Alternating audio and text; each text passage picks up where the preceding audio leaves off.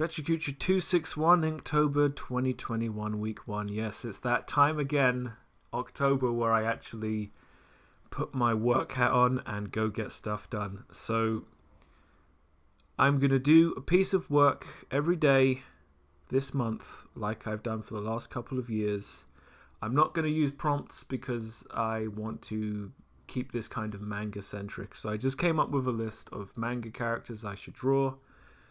And I'm going to try and maybe do like an easy, hard thing, depending on my workload and if I think I can cope. I will be doing my Tuesdays. I banged out a Tuesday bison picture because, you know, it's a non-committal thing. Like, I just do some scribbles and then I color them in and it looks almost like it's worth doing. I did have an unfortunate situation this week where I was trying to airbrush the sky to find that my brush was capped. It had a size cap for some bizarre reason, and it's just one of those reminders that whatever you plan to do in life, don't expect things to go smoothly. Just roll with it. I haven't got time doing my super picture of Goku on the 1st of October to worry about this. So yeah, number 1 on my list of Inktober manga characters to draw, Son Goku.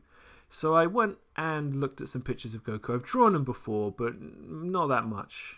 Ironically, I seem to be a lot better at drawing Goku than Vegeta, but more on that later.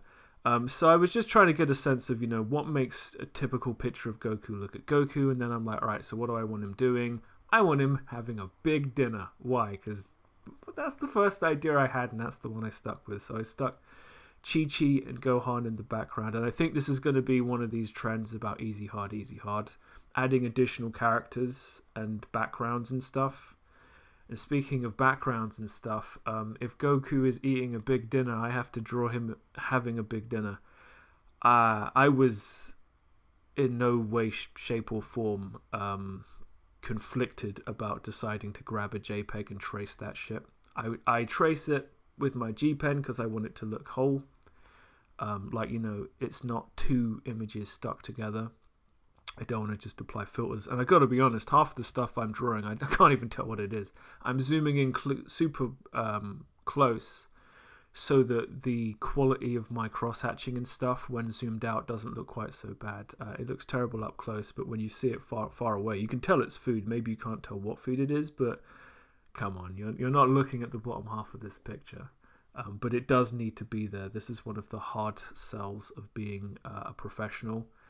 You're going to spend a lot of time drawing the situation that the characters are in, and that's not as fun as drawing the characters. Speaking of drawing the characters, I needed a little break after all of that tracing food. I decided to come back in with a chalk brush layer because I enjoy using the chalk brush, and I was just like, let's just get a good sense of the character details, then we'll come in with the G pen for the professional finish, because that's what we're here for this month only. And I did enjoy figuring out how to draw Gohan. I have no idea how, and I also kind of spontaneously had him tell a joke or be funny or whatever, asking Chi-Chi, where's my big dinner? Without actually saying it. He's probably the thing I enjoyed the most out of this because I didn't have expectations. I also kind of found that I can make ellipses go into perspective by accident while screwing around with perspective tools in Clip Studio Paint. This is something I really need to look into because it would have made it a lot easier to draw, you know, the dishes on the table without the aid of a separate image. And then finally I come to the G pen layer. Using the G pen, I don't want to say it gives me anxiety, but I'm going to think it. My best solution is to go in super close, have a layer underneath that lets me know exactly where I'm trying to put these lines, use a vector layer so they can be edited afterwards, but I don't want to be doing that. So once I've done all of the characters with the G pen, then I have to do the editing.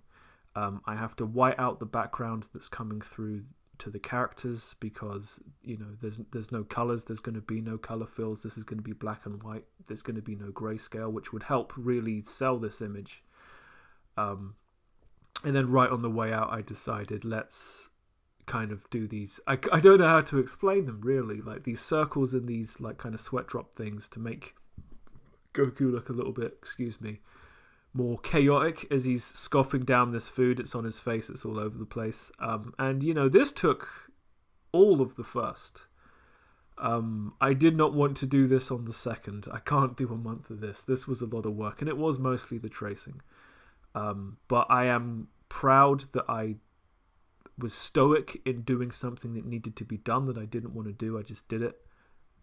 And then I just thought, let's just do a headshot of Vegeta with Nappa in the back on the second. Let's keep it much less strenuous. And I wanted it to be Vegeta from the start, the Saiyan saga of Dragon Ball Z with the Scouter and everything. It took me a lot of attempts to even get to a place where I felt like I was drawing Vegeta. Well, part of the problem was the references of early Vegeta. There's a reason they changed the way they drew him. It doesn't quite work. So I'm in this awkward position where I don't really know what I want to do, so I've ended up kind of drawing my own version of Vegeta that's kind of mostly Vegeta, but is it? I don't know. And then after having done the G-Pen, I just, black in the block blacks like Akira Toriyama does in the original manga. And then I've actually forgotten to do the Scouter, which was kind of the point, so I add that. And this took substantially less time.